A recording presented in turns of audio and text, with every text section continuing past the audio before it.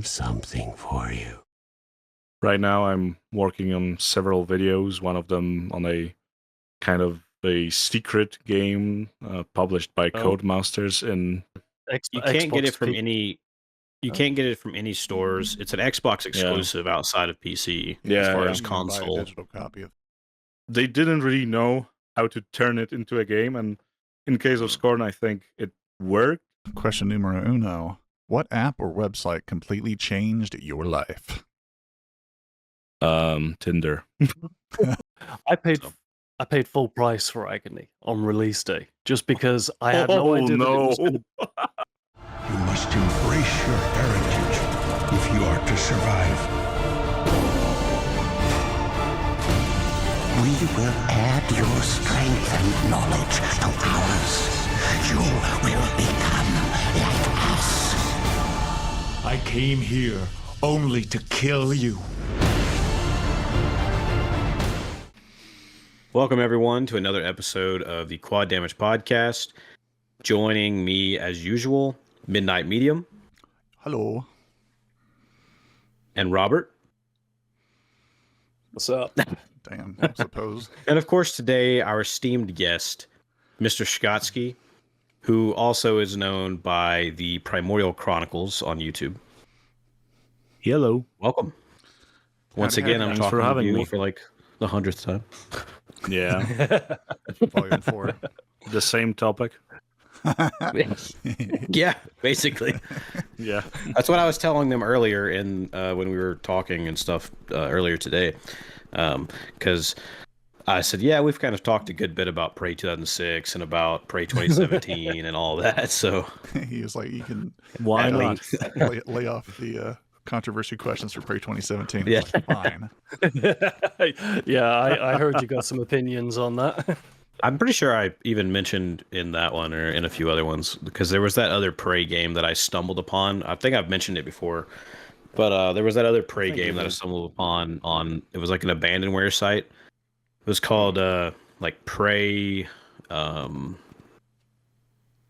Extraterrestrial something, and it's like a space sim that's came out in the 80s. Oh, right. And it was just called Prey, and then there was like the subtitle of whatever it was. Yeah, and it's just abandonware. It came out that mobile game, right? Prey Invasion.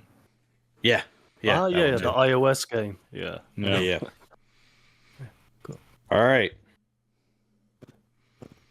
Oh, Green Monster. What's up? Oh. My old boss drunk those exclusively. Let's get booming. Get booming. Booming. And to all, don't forget to watch out later for our regular segment, the Rapid Fire Round, where our guest has 1 minute to answer 10 random generated questions, including one trick question. And if you stick around long enough, you can watch our responses to some of the YouTube and Twitter comments that we get.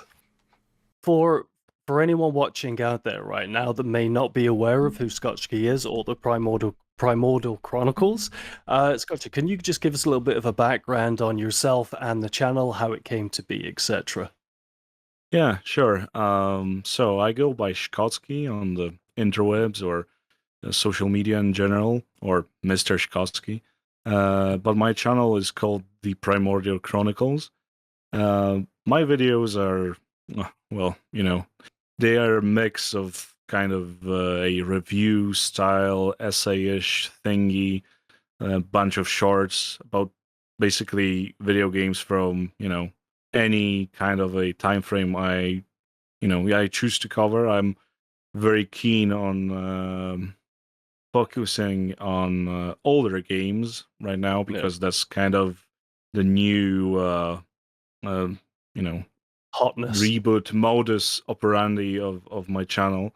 So I'm going to dive into some of the games that I always wanted to dive into, but I didn't find the time or, the will to do it. But now I think I have it. So yeah.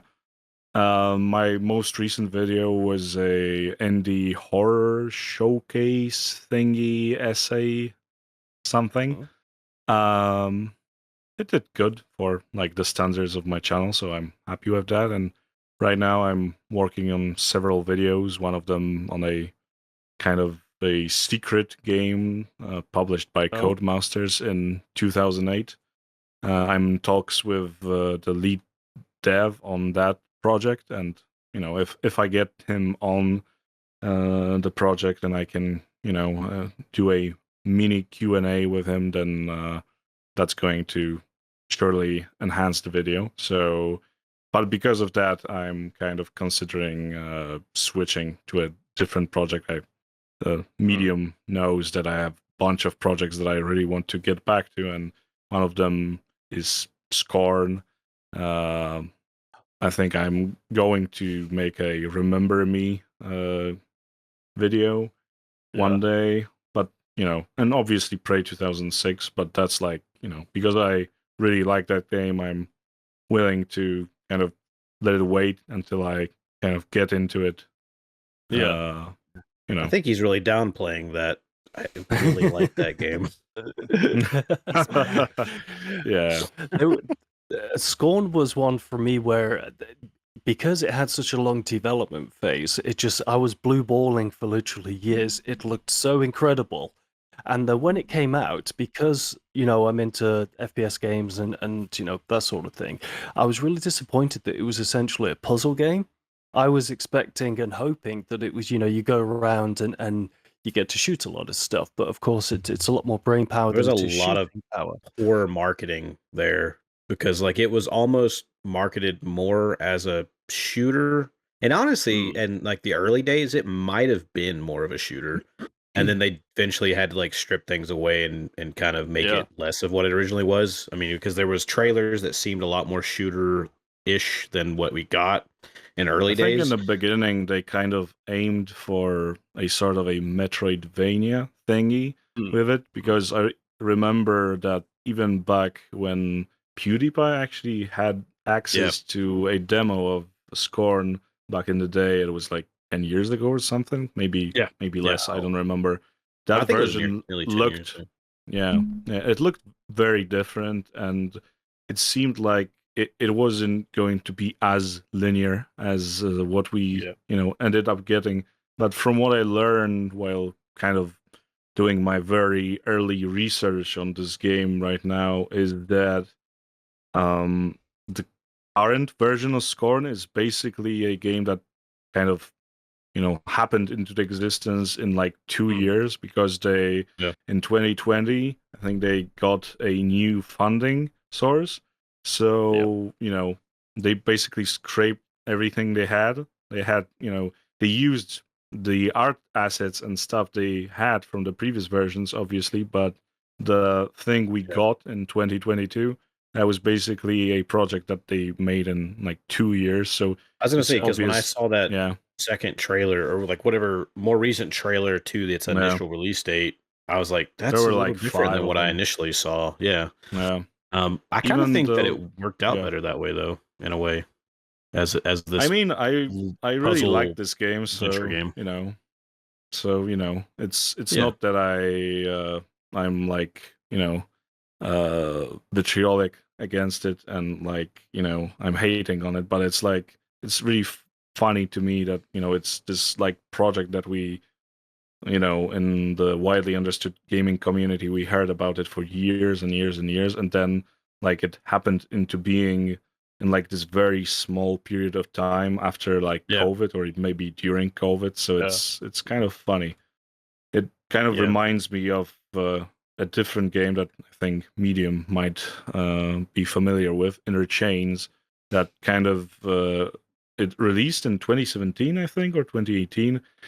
It's really bad. It's an awful Polish game, but it has a very similar vibe to it as Scorn, because it's kind of biomechanical hellish thingy, but it really fails at achieving anything it wanted to achieve. It's like I played it all the way through, and even the final boss fight of the game is basically broken, and even the cutscene after the boss fight, it looks like somebody just used a simple template for a camera move from the Unreal Engine store or whatever they use, and that's it, and that's the final fucking cutscene in the game.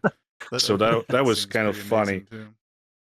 Yeah, and like the thing about it that reminded me of Scorn, or like maybe the way that Scorn reminded me of that game, is that like the lead guy on Scorn was, I think, both the lead dev on it, but also the lead art director, right? And in Inner Chains, in the credits, like the first person on the whole list is the lead art director too, and like it's very clear to me that both of these projects are completely controlled by artsy art guys that had a very particular vision, but they they didn't really know how to turn it into a game. And in case of Scorn, I think it worked in the end, but in case of Inner Chains, it certainly didn't. They released a game, I don't remember the name now, Unholy, I think.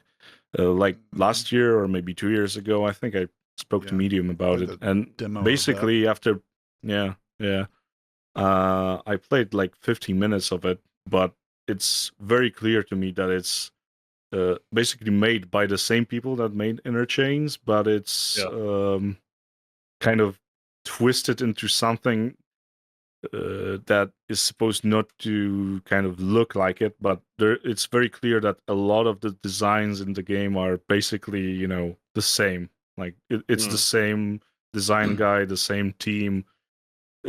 There's something under the surface that is going on, with that game and the next game of that studio, or rather the next studio that guy kind of founded.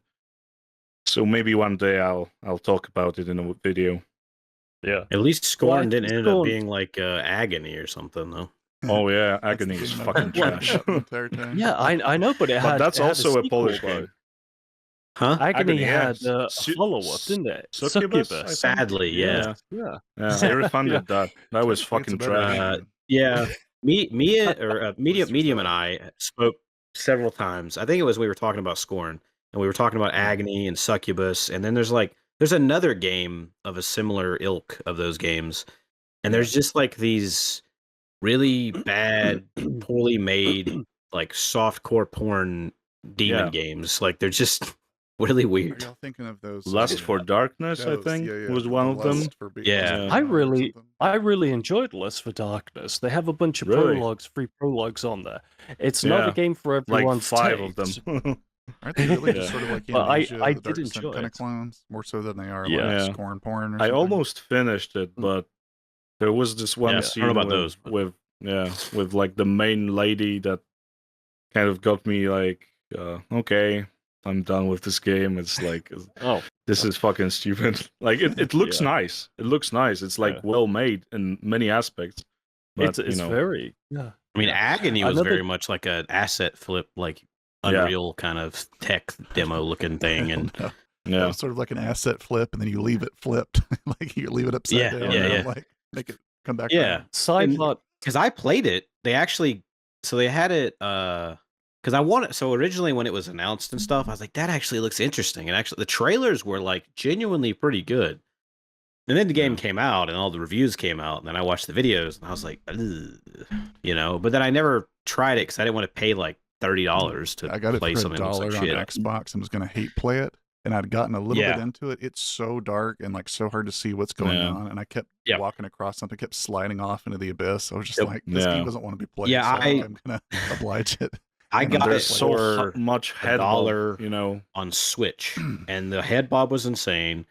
And I was walking upstairs. I couldn't see anything. I even turned the brightness up and still couldn't see anything. I was walking upstairs, and then I kept falling off the stairs. I'm like, like, where are the stairs, man? It was such a weird made platform. It had like 2 sides. Then there was something. There's like a shrine in the middle, and then like I would go up, and I'd keep falling off, and I don't know. It was just weird, and it was like it controlled really poorly. Just the turning and stuff was bad. The jumping and platforming type. Yeah, it was really bad. I couldn't get into it enough to play to the stuff that was probably worse. I paid I paid full price for Agony on release day just because I had no idea that it was going to. I had no idea it was going to be the way it was, but as a visual treat, I was very much on board with it. Well, so I played it. I played it for maybe 15 minutes. I played it for 15 minutes, and then I was like, "Yeah, I'm done here." No, because I thought maybe at some point in the future I'll go back to it. But there is a very, very it's called Necrophosis, and it's currently got a demo out on Steam. To me, that looks like the game that Scorn. Yeah, Scorn looks like it could have been Necrophosis, and I've played that developer's previous game, The Shore. I didn't really like more of an FPS. Well, yeah. I mean, imagine. You know how Necrophosis is like set in the desert, but it's kind of a walking puzzle simulator. Imagine that, but in like a Nordic country. It's all about the sea and the water and stuff. But talking about games that started off as something but became something else, what is it about Prey 2006 that made you want to choose it for this episode? Well, what made me choose it, you ask? I guess it's like one of the first really weird FPS games that I ever played. The first time I played a game that was based on ID4 engine was obviously Doom 3, but I was probably 9 at the time, so I was really a bit too young to play that game actually, so I did it at my friend's house. So it was an interesting experience. I remember playing with him and looking at him playing it, and it was a bit too much for a 90-year-old kid, but it also kind of started me off in the right direction into being inspired by weirder games. And I'm kind of maybe not obsessed is not the right word, but I'm really into that whole era of weirder FPS games like Time Shift, maybe Prey is one of them, all kind of harkening back to Half-Life. Probably I'm not the biggest fan of Half-Life. I don't think I ever finished 2, or no, I finished 2. I never finished 1. But it's the ending of Half-Life 2 is by far the better half, in my opinion. But yeah, please continue. Yeah. So, but coming back to Prey, I remember being kind of just floored by one of the very first levels of that game, where you kind of walk into that corridor with the switching gravity thing, where you kind of shoot at it, and then it just completely flips the whole level around. I was like, whoa, this is crazy. I never seen it. For a second there, I thought you were talking about the one where you go miniature on the little mini planet. Yeah, the little planet. That was one of the things that I also kind of really stuck with me. But talk about a game that really switches the gameplay up a lot. It's never the same throughout. Yeah. There's enough that changes the pace of things at all times. Yeah, I can say it, I think Prey 2006, obviously, is one of the most creative FPS games ever made. It's you have so much shit in there. Obviously, it's it's not a perfect game, right? It's it's a bit junky in some it's a bit junky in some spots. I'm not a fan of some of the weapon sounds and some of the shooting, especially when I recently yesterday I replayed it on my Steam Deck. It's I can't imagine playing this on an Xbox. So I never owned a console before 2013. So back in the day, I played it on a PC that was kind of under-spec for the game, so it didn't really run all that great. But right now, you can run it on anything. Steam Deck plays it perfectly. I can play it on 8K, basically, on my own rig, my office rig.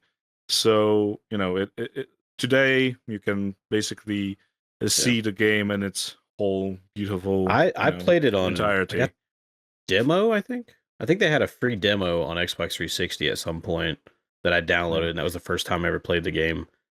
and I played that quite a bit until I eventually got the game. Played it on 360, never beat it, and then I beat it last year or the year before. I can't remember how long it's been now. I beat it on Xbox One. I think it was before I had a Series X, backwards compatible or whatever. Yeah, I mean that's it's one of it's the a fantastic game. Yeah, one of the easier ways to like play this game because like it's abandonware, right? So basically, the only way is either to own the Xbox 360 copy on, whatever console you have from Microsoft, or I don't know, just kind of find a copy of the PC version somewhere or is it download available? it from somewhere. You can't get it from Xbox any. You can't get it from any stores. It's an Xbox exclusive outside of PC as far as console. Buy a digital copy if that's what you're asking, Robert. No, you can't buy it on the store at all. It's odd that you can't. It had a Mac version, I think, also, and a Linux version. But I'm not aware if those are available anywhere. Yeah, Bethesda owns it, but oddly they're not selling it on the Xbox store or anything like that. Which is fucking stupid. Yeah. Also, especially since it's backwards compatible. So yeah. But the so the I mean, it runs perfectly on modern PCs. It's like you don't have to do anything. Like you can basically change one line in the INI file, and it's running on whatever resolution you choose, and it works perfectly. Oh yeah. I was going to say the physical copy is actually pretty cheap because that game really wasn't that popular. It just kind of built a cult following. So it got reviewed really well. It was popular at the beginning. Like I think it sold like 1 million copies 1 million. in like 3 months. Like a launch title. 3 months in the at the beginning. Right. But it's more of a cult following kind of thing these days, and these days, people don't even know what it is. So I mean, you could ask. I could ask people people on the hear street. The name Prey, they think of Prey 2017, right? No, they don't. Nobody even knows that one exists either. Like, I mean, nobody played Prey 2017. It epically failed as far as financials. Most people didn't pick it up because they either thought it was a horror game or they thought it was an FPS game, or they didn't even know what it was. They even did a demo of the whole technically the first hour, but you could play it for as long as you wanted until you got to the certain story point of a demo, and people still didn't know what they were playing. And the game was a fucking huge flop. Nobody even appreciated it until like 2021 when it came to Game Pass. And that's the only point in time that anybody was ever going, damn, Prey 2017 is actually a really good game. And I'm sitting here since 2017, the day the game came out. I bought it day one, picked it up at GameStop, and I've been loving it ever since. But nobody talked about it back then. All the reviews were pretty middling. All it got was like 6, 7, 8s out of 10. And then, of course, you had that one with like the 3 because of that one dumbass. That was Ryan. I mean, I think it changed around back when, when people like Joseph Anderson and like, other essayists kind of brought it up. And I'm talking about, the gaming community, right? I'm not talking about like, the consumer market. It's obviously underperformed, but right now, if we're talking about, people that are engaged with gaming as a hobby in a deeper way, like as I assume everyone in this chat, right?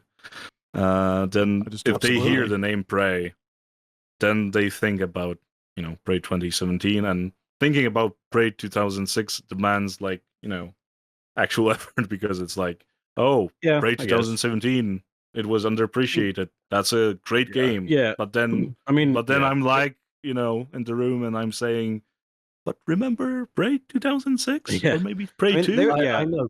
They were both very underappreciated. But I still feel, you have to be someone who's really into the industry. Like, obviously, all of us know what all these things are. But, as far as a bunch of other people, if you say Prey now to people who are within the gaming space heavily and playing more than just Call of Duty and Madden, then potentially the first thing they're going to think about, depending on their age, might be Prey 2017. And that's just because of recency, not because of popularity. No. The same is it's true. It's not that popular. I've been defending it for years now. Did y'all see that post on Immersive Sim? Yeah. subreddit today, or I think it was today. No. It was about how this one guy went to a game developers conference and was just talking shop with people that were there, and he's like, "So what do y'all think of?" I think he went down a list of 3. Oh, it was these 3. I think he asked Prey was one of them, and the guy was like, "What's that?"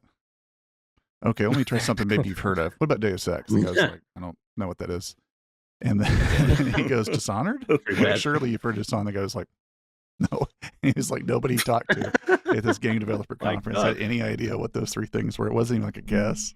They were just like, God damn. I was like, what is this place that we are living in? And when can I get out? What the fuck? Well, the immersive sim genre, if you want to call it a genre, it's never really had a huge amount of commercial success. Never. It's more of a kind of gameplay sort of thing. So I think for but wasn't Human Revolution kind of a success? Mm-hmm. Like they made the second one, right? Yeah. So was Dishonored, or if you want to count like BioShock kind of ish. You know. I mean, I think without BioShock, we probably would have never had a single immersive sim after BioShock ever. Yeah, because BioShock, possibly, maybe it took this niche PC design philosophy / subgenre at the time that nobody, unless you played on PC, even knew existed, and kind of put it into the mainstream by taking these design philosophy concepts and kind of breaking them down into simpler forms for the layman and making it a little bit more shooter focused. And it allowed people to get interest in something that was more than just a World War II shooter or more than just a regular kind of game. I mean, it kind of opened the floodgates for more interesting games. It didn't feel, simplified like when I played it back in 2007, right? But now that I think of it, and obviously when we compare it to like actual immersive sims, it's like it obviously is more than simply a shooter, right? But it's nowhere close to something like the actual System Shock or I don't know, Deus Ex or whatever. Yeah, I don't know. I mean, playing what little I played of the original System Shock and even the System Shock remake. No, while it's deeper than BioShock a little bit, it's still like closer to BioShock than it is any other immersive sim. Like System Shock 2 is more of like what we know immersive sims as today than the original System Shock. The original System Shock, I think what we've all kind of ironed out was that it's more of a proof of concept, like what games can kind of lean towards when it comes to interactivity and creative play. And it was kind of like Ultima, where it was like a beginning towards what would become immersive sims like Deus Ex, System Shock 2, and so on. Yeah. Was it pre-2017 or the unmade sequel to Prey that one of them was going to be inspired like a spiritual successor to System Shock? I've forgotten Prey which 2017. So Prey 2017. Prey 2017 was not actually initially ever even thought of as a spiritual successor to System Shock. Raphael Colantonio said in like the No Clip documentary that originally it wasn't even going to be in space, nor was it going to be sci-fi. So part of coming along with the name Prey also came the sci-fi space setting. So then when they were told they had to use a sci-fi space setting and use the name Prey, they then said that they would basically try to make it a sort of System Shock spiritual successor kind of thing, while also taking a lot of inspiration from Deus Ex, which like Harvey Specter. Smith. Not Harvey Specter. Harvey Smith. Warren Spector's the other guy. Yeah. Harvey Smith worked on Deus Ex and stuff, and then there's obviously a lot of developers, in the MSim stuff that were part of Arcane.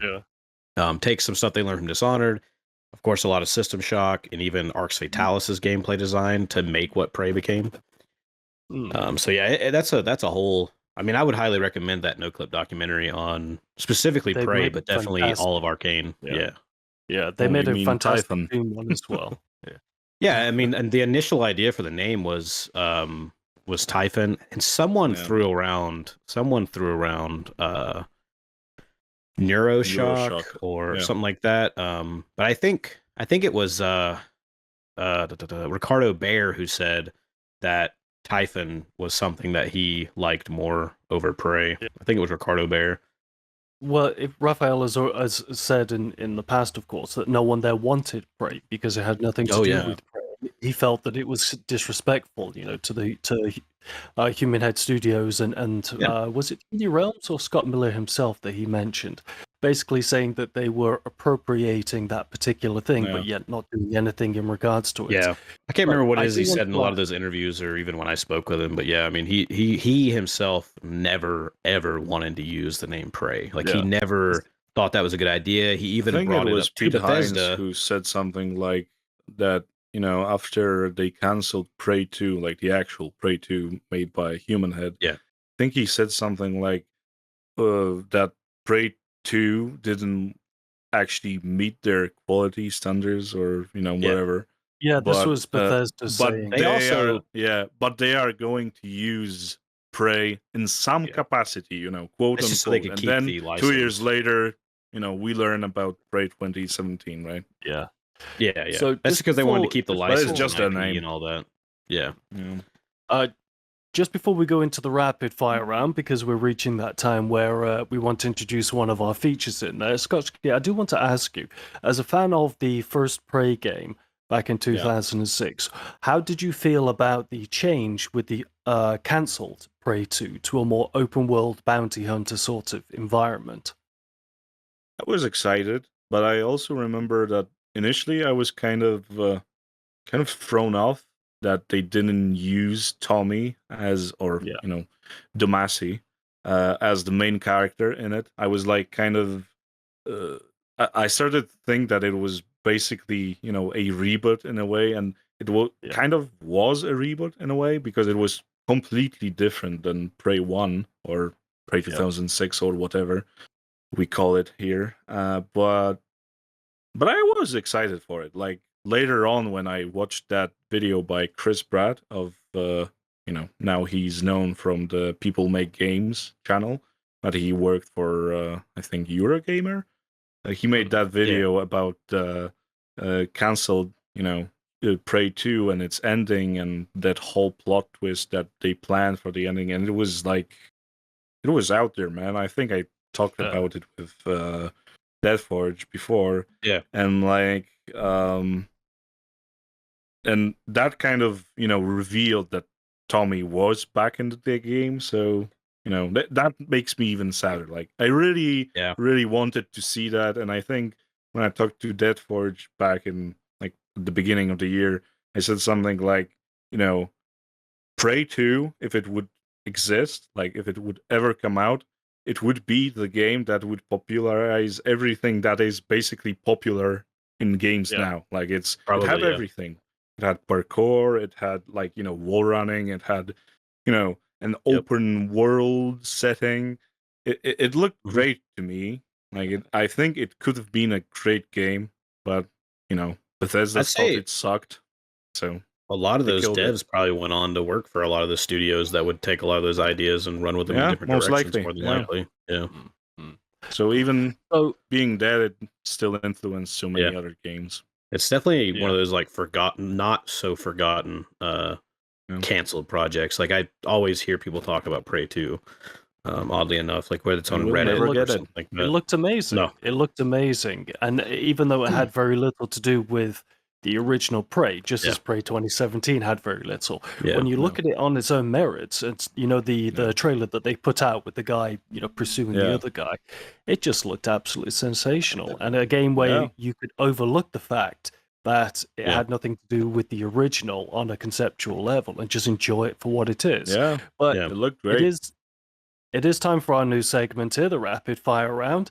So, for the people watching at home, our guest has 1 minute to answer all 10 questions given to us from a random question generator, including the Oh my god, I messed that up. Including the one trick question that we added in there. So, let's do this. You got Wang. Question numero uno. What app or website completely changed your life? Tinder. Grinder here. Number 2. Do you have any memories before the age of 5? Yeah, maybe one. Do I need to tell you what it is? Sure, why not? Your choice. We'll pause the clock. Yeah, it's up to you. I think I remember a cat that we kind of adopted was killed by a guy that was repairing our, the front porch gate thing. And then, yeah, I was really sad about it. Yeah. Well, damn. That wasn't very nice of your memory to go back that far. No, no, definitely no.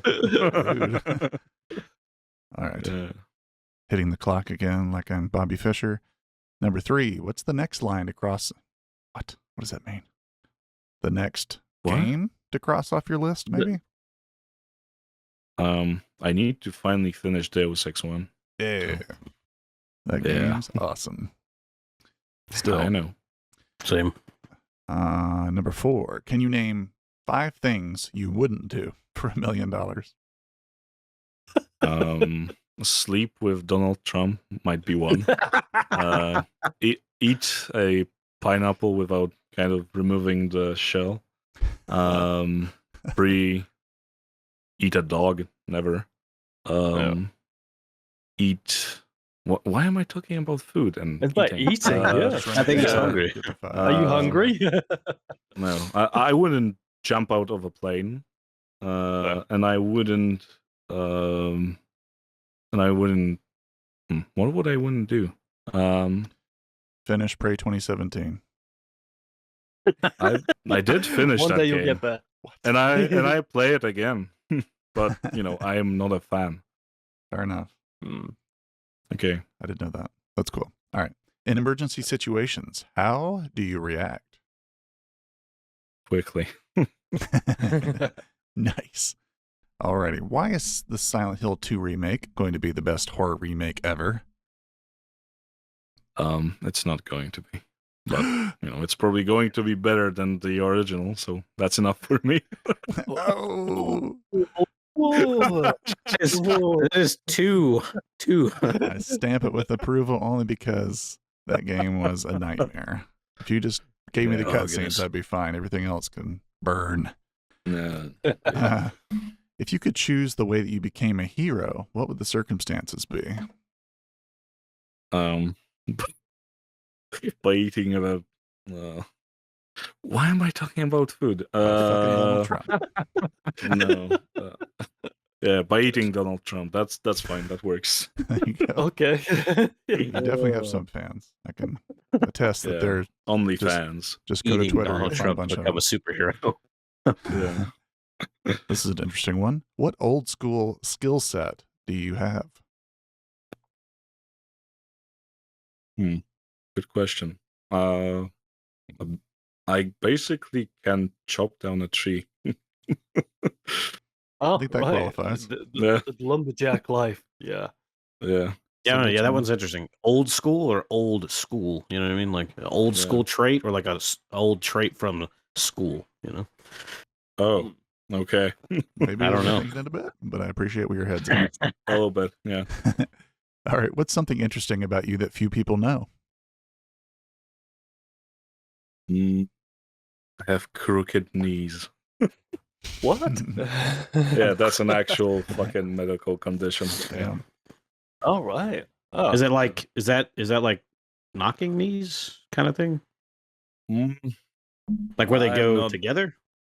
No, not that bad, No. but some people can kind of tell if they walk gotcha. behind me. It's not really all that bad, but Yeah. But they are crooked. All right. Last but certainly not least, how much? Jeez, this is so unpleasant. How much damage could your best friend do to you if you ever had a falling out? What kind of question is They're that? auto-generated. I mean, I my just strike- generated them online. Just strike This is what that it one out. It's says. just dark. well, it's going to get a little bit darker because my best friend is already dead. So Ah, right.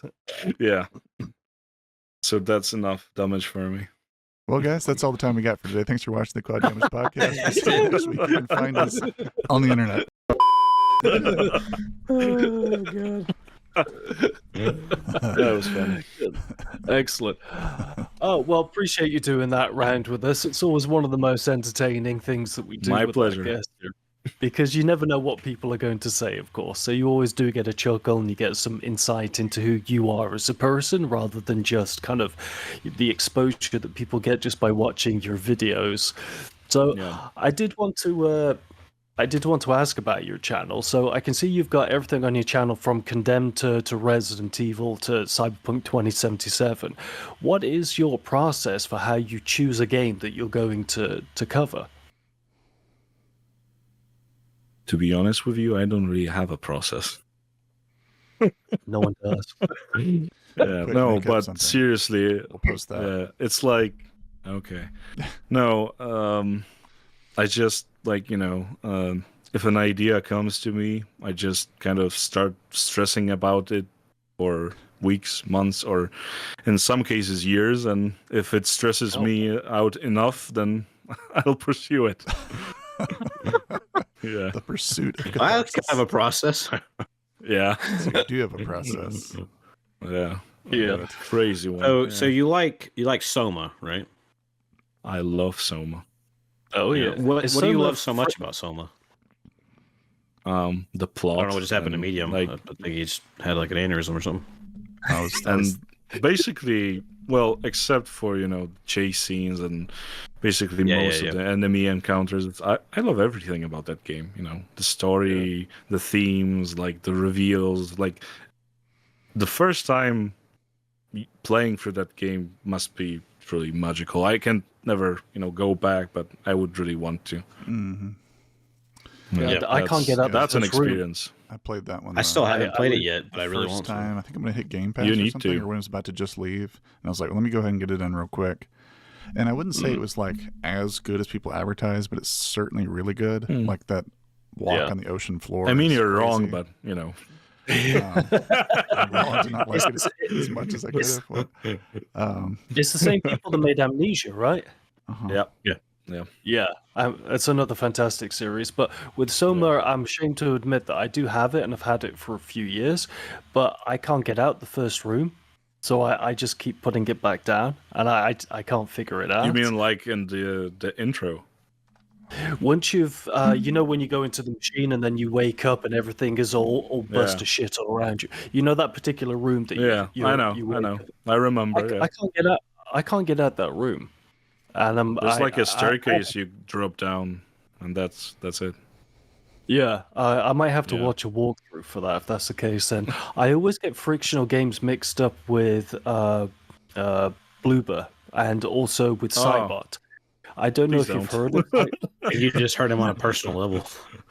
I don't know if you've heard of Cybot Studios, but they do a fantastic series of first-person horror games as well called the Doorway series.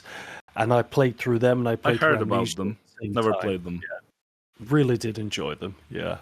Okay. So I think we'll have to get back to Soma based on your recommendation, if that's the case. Then it's on the Xbox, literally just right there. Yeah.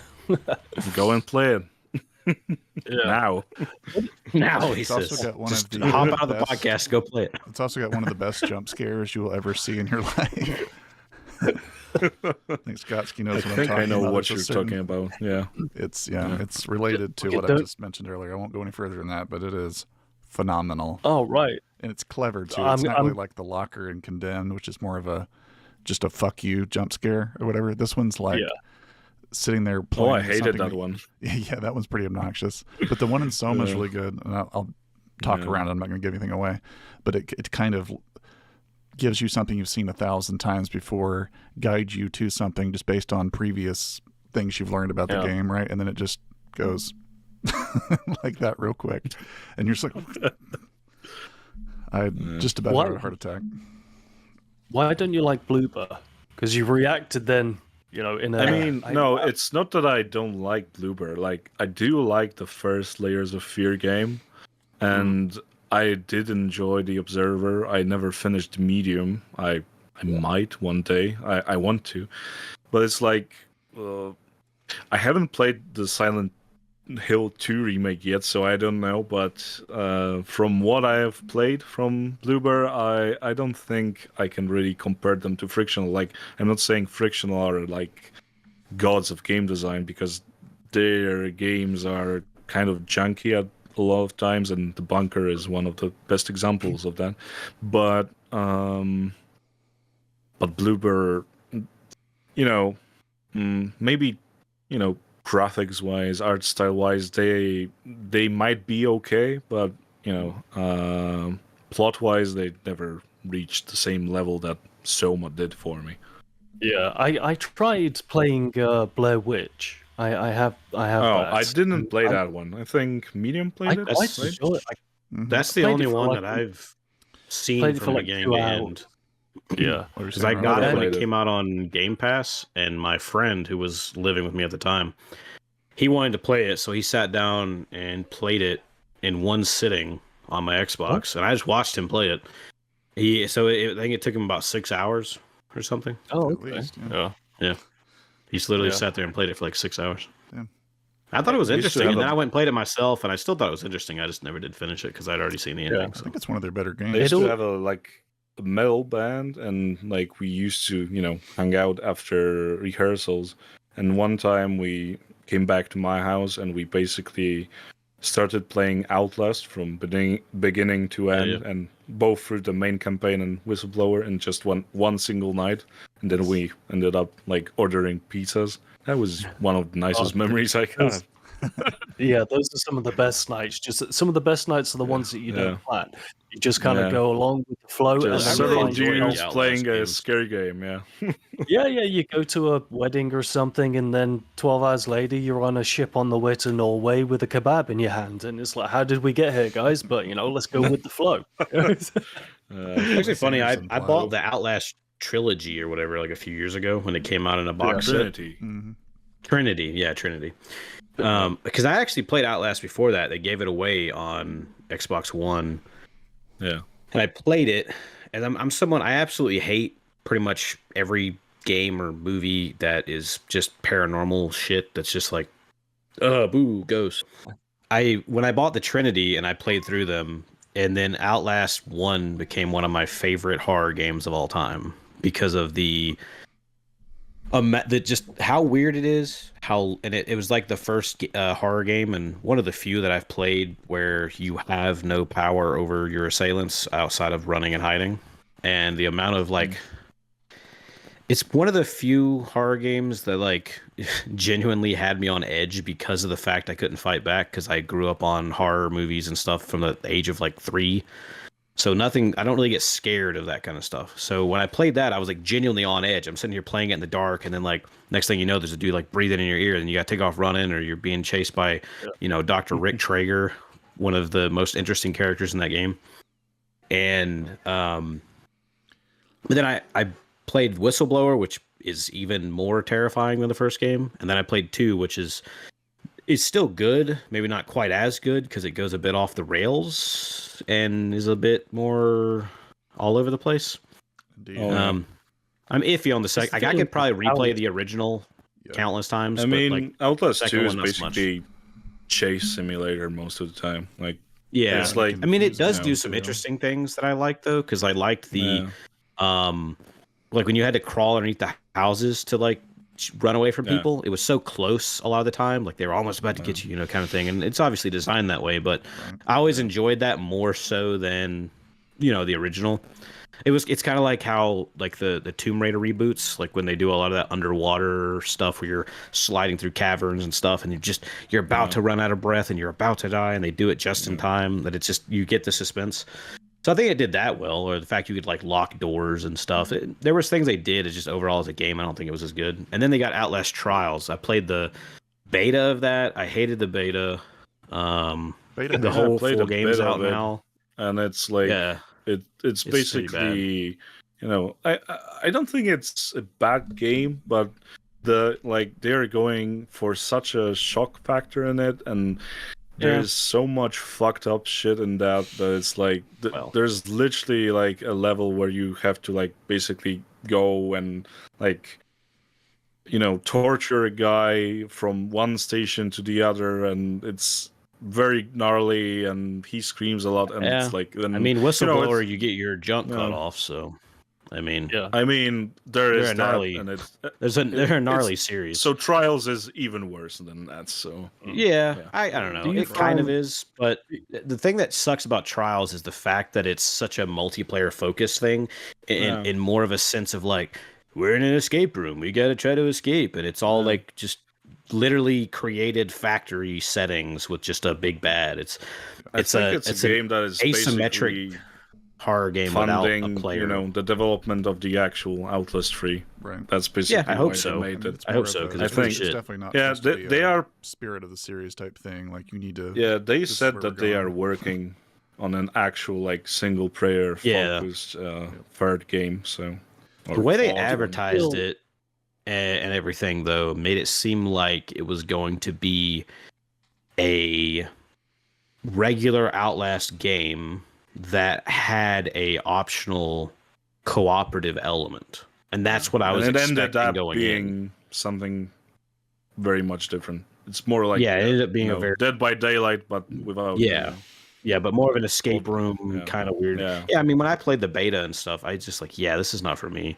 I mean, it's cool if I had a bunch of people to play with, but like when I'm playing Outlast, I don't really want a cooperative escape room thing that completely takes out all the character and all the elements that made the main series tense and interesting. And it's a completely different niche.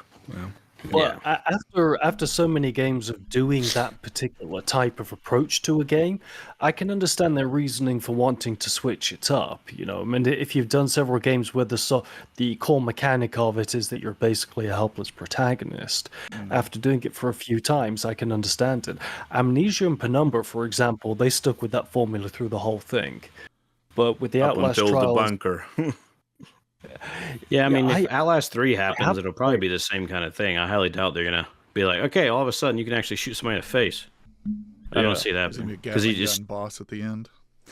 I mean, it's just, I don't know. It would take away from everything that makes Outlast, but I think what makes Outlast special is being surrounded by all these insane personalities and all these insane people, and you're like the most normal in there. Now, of course, there is actually a very, very paranormal element to both the original and the second Outlast game, like an extremely paranormal element to both those games if you've actually played them. Which is just paranormal. Until the second one, though, because the second one literally ends with the birth of the Antichrist. So, and the apocalypse starts, which is a whole odd thing. Spoilers. Oh, my bad. Mental control. That one, by the way, that made absolutely no sense to me. I get the whole tease of it the whole time, and the whole religious cult thing of people who escaped the asylum. That's why it's kind of contrived. Like when you get to the end of it, you realize that, like, how they talk about the stuff that happened. It's all like mental, it's all like MK Ultra brainwashing and stuff. Well, that tower is out there sending out basically like condensed style brain waves to influence them to kind of Trials see explains a lot of it but too. It's too specific for it to be just that. Yeah, but they're like, that's what it is, and you're like, okay. Yeah, because you're like, well, is it like people just seeing things because of the the brainwaves and the signals, or is it like, is this literally happening? Like, is it actually? Because it never tells you, which is kind of a good thing, but also kind of a bad thing, because if you play the game and you can't piece it together I think you said you missed, right? So on the shoreline, maybe there's that camp, and there's a reporter over there that's found out everything, and he's realized that the tower in the distance is kind of like the one in The Evil Within, right? That's kind of pinging out, and like you kind of and that's supposed to be what's suggesting to them. I mean, obviously, it's a very specific suggestion that wouldn't just you would know how to do all these program things, but that's the idea. Yeah, I mean, I knew that. I think I did miss that message with that more detail on it, but I do know.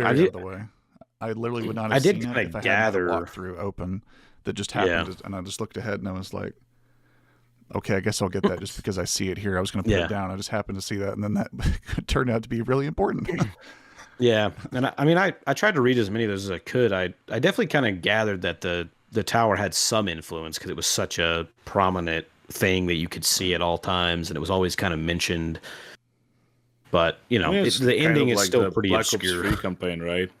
Yeah, Black Ops 3 campaign was like that. Like in those loading screens, you basically the whole story was explained in them, because the main campaign story didn't make much sense in the end.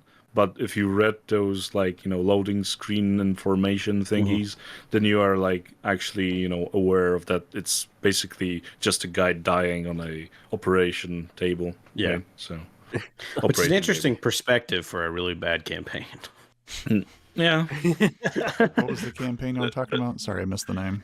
Black Ops 3. Black Ops 3. Oh, Black Ops 2 was good though. Hell yeah. Yeah, Black Ops 2's campaign was good. I liked the first one. I even liked Cold Wars, but 3 was weak. I even like Advanced Warfare. Oh yeah. I liked Infinite Warfare. I played the demo. I love it. Yeah. And everyone seems to hate it. Good story. Really? I thought that it was amazing. Like really, I felt good. like it was in an action movie. It was really the nice. campaign. Yeah. But speaking about science fiction, we know you like zombies. Every episode, there's some sort of reference to, was it Dead Island or Prey? Prey doesn't have zombies, but yeah, Dead Island, Dead Rising, I mean, Left 4 Dead, Dying Light, Deadlight. Shhkotsky, so speaking Blood Drive, it does kind of the mind-controlled people. Let's see, what's more zombie stuff? World War Z. We can just go on forever. We can, yeah. Call of Duty Zombies. You were about to say something. What was that? No, I was just saying that at least in Prey 2006, you have those human hybrid things that you could kind of call zombies, but it's a stretch. That's true. Yeah, they're kind of like those things from the Riddick movies, the or from Chronicles, where they necromorphs. Necromongers or something. Yeah, necromongers. But I was talking about the ones with the mind control devices on their head or whatever, like the Seekers or whatever they're called. Yeah, I know what you're talking about. Yeah, kind of like that. Yeah. I heard you like Echo Point Nova.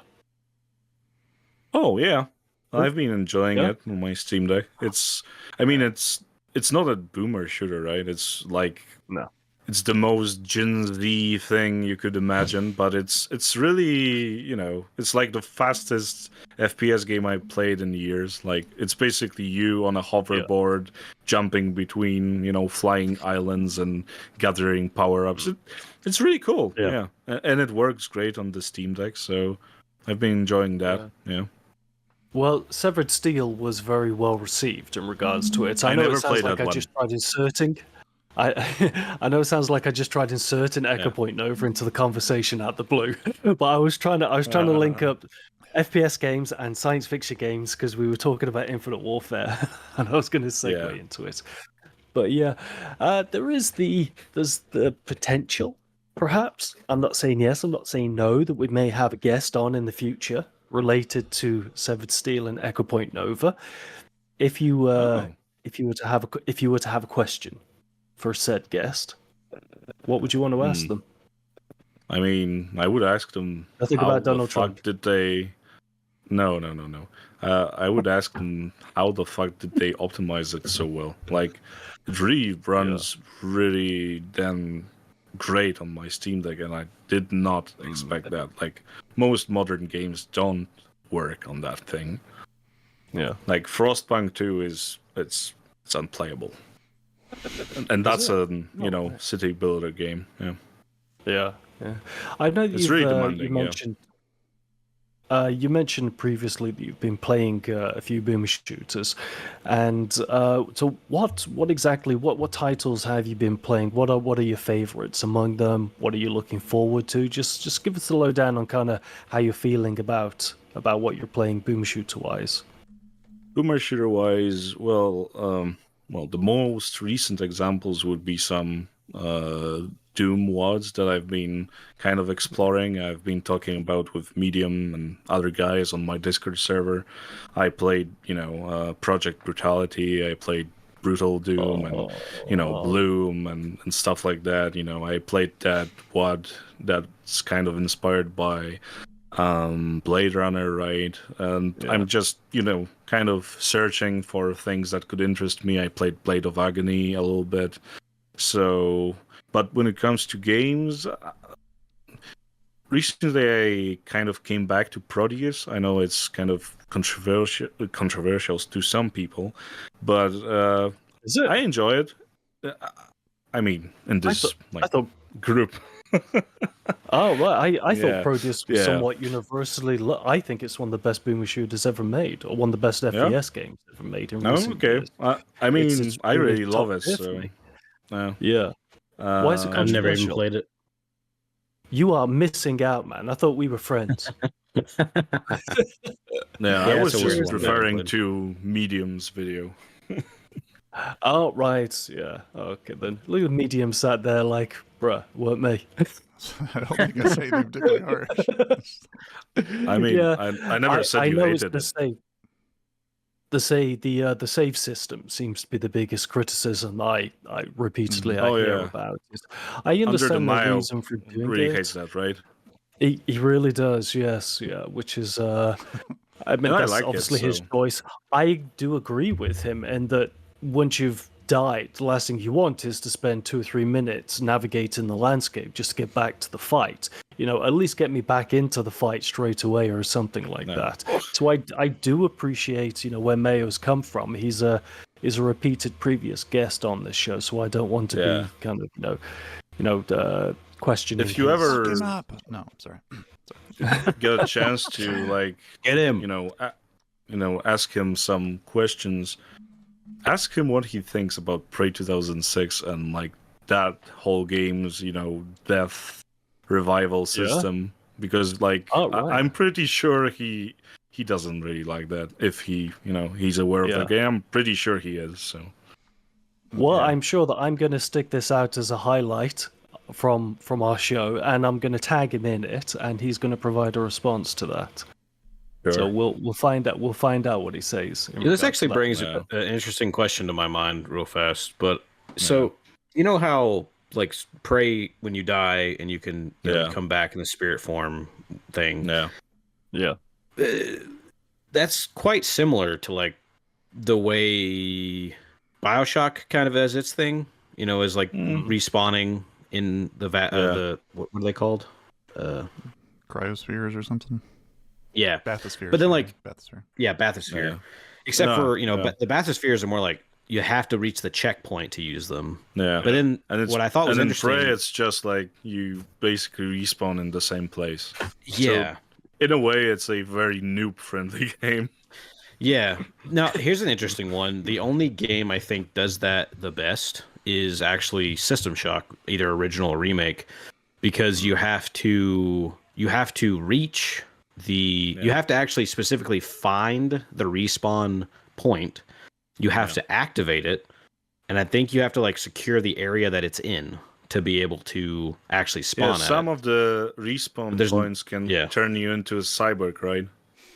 Yeah. I think it's if you don't activate it can. Yeah. So if you die in an area that doesn't have bad ending. Yeah, it doesn't have activated one. Yeah, you get the bad ending and you become a cyborg and you lose. But like the game doesn't tell you where they are, so unless you're someone like me, for instance, who's like going around everywhere in the map, you're not gonna find it. And if you don't find it, and then you make it to the next level. Yeah. Like let's say the next level, and you still haven't found one of the next level, and then you die, you're going back like 2 levels. Yeah. Which could be an absolute pain in the ass. So I suggest looking around. Highly. Have you guys played the? I don't know if we spoke about it earlier on. I know it was during part of the Typhoon conversation. Have you played the 2 expansions to 2017? Because I heard Mooncrash was exceptional. No. Is there a second one? Yeah, I heard that, but expansions. Didn't play it. There's only one expansion.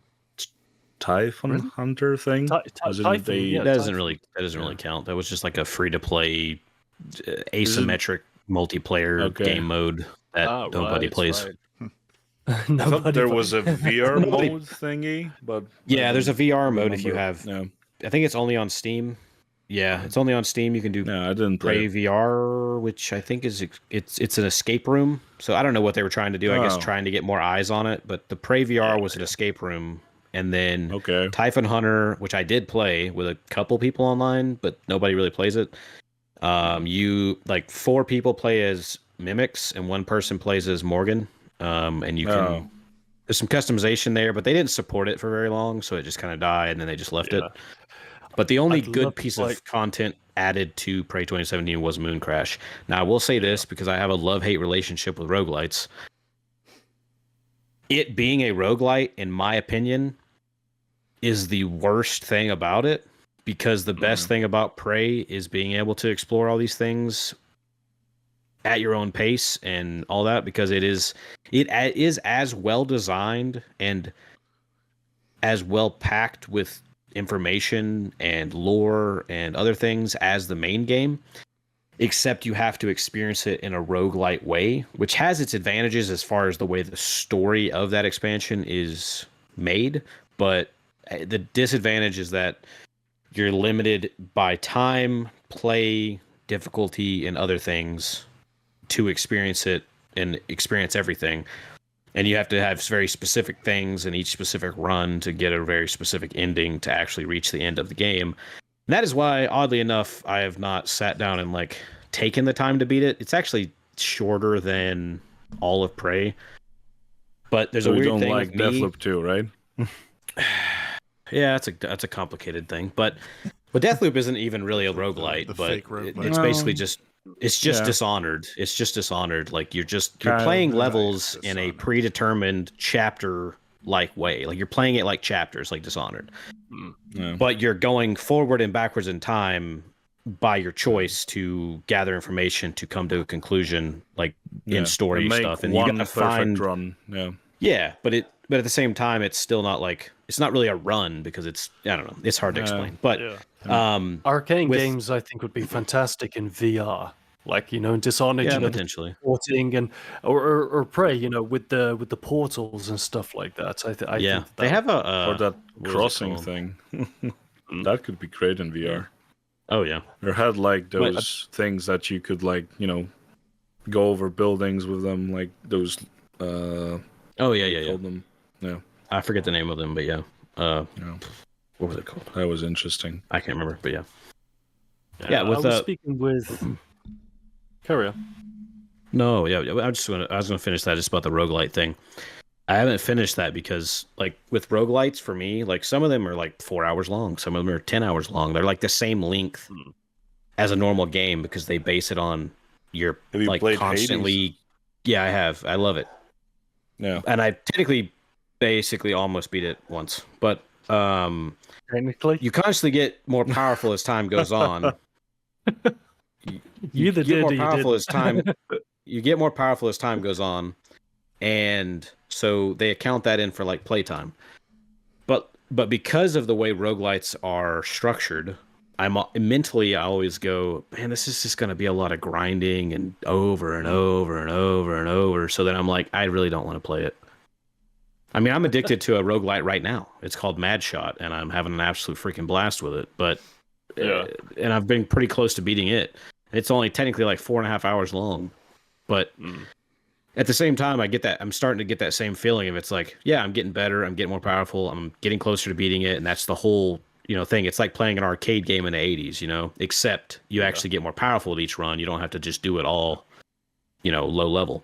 So it's like an old school game, and it's a great structure, but at the same time, it just makes me think it's going to take so long. It's such a time sink. I can't just be like sit down and play it and beat it. I have to like play it over and over and over and over and over and over. I don't know. Even though I would normally do that anyway, it's just a mental thing, I guess. Shhkotsky, in regards to the channel and the history, the future of the channel, what sort of things do you have in place that, in terms of growing the Shhkotsky reputation and brand, what's the future of the channel looking like for you? Well, I'm basically planning to, go into more of an essay-ish kind of a vibe with this channel. So, I might do some game reviews from time to time, but I would much prefer to do like very, bespoke, whatever, videos on, very particular games or series or, kind of, games that are thematically connected with each other than, simply reviewing games that I'm kind of interested in or like got a key to. So I basically just want to, cover games that I really want to talk about, and I want to dig into the past a bit more. That's why I changed the name of the channel to The Primordial Chronicles, because it's like, I kind of want to be that kind of a chronicle for games from the past that I, want to bring to, people's attention. But that doesn't mean I don't want to cover, more contemporary stuff. So we shall see. I'm open to, seeing what the future brings. Scorn is one of those things. Yeah. Well, I'm looking forward to catching the video then, because there isn't that much Scorn content out of there now. Its time has kind of it's past, let's say. I am very much looking forward to Necrophosis. So if you have anything to say on that in one of your videos, I would be very much up for watching that. But maybe I don't know. Yeah. Deadforge. Sorry. I want to say, with one of your previous videos, that film noir intro that you put into it, I thought. My Nobody Wants to Die video? Yeah, I've been meaning to tell you that for a while, but it's always slipped my mind. It reminded me very much of Second Wind, that film noir sort of thing that Cold Take has. It was really cool. Yeah, I was trying to go for something a little different there. I want to try to implement like little skits and stuff into different videos. By the way, I'm still meaning to make some little ads and stuff that I'm going to send your way. Because, with the recent stuff going on here, I kind of fell into the burner for a minute. Take your time. Yeah. There's no rush on it. Yeah. I get it. I get to it. All right. Thanks everyone for watching the Quad Damage podcast. We'd like to thank our guest, Shhkotsky of the Primordial Chronicles, for joining us today for today's discussion. If you want to check us out, Deadforge, where can everyone find you on the internet?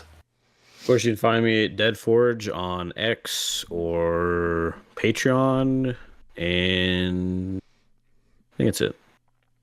Excellent. Medium, where can everyone find you? You can find Midnight Medium at YouTube at that name, and at Patreon, and on the Twitters at a Midnight Medium. Oh, well, actually, technically, it's Deadforge at Lord of the RPG. I forgot about that part. Yeah, it's like your fifth name or something like that. Yeah, something like that. And if anyone wants to find me, if anyone wants to find me, you can find me on Twitter at RobbyYapp80, and you can find me on YouTube, of course. I'll deal with all the comments and all that sort of stuff. If you want to catch the Quad Damage podcast on Twitter, it's at QuadDam Podcast. So it's spelled exactly how it's said then, the QuadDam Podcast. And I just want to give a shout out. We do have an affiliate store now. So if you wish to visit our Amazon affiliate store, you can do so. And today, our memberships have gone live as well. So if you want to have bonus footage, if you want to get voting power potential and future guests, all of that sort of stuff, check out our membership package on YouTube. I only put it up today, so my mind is a little blank as to exactly what it's got there. And prices are only at $2.99. So for the price of a cup of coffee, you can support your favorite podcast hosts.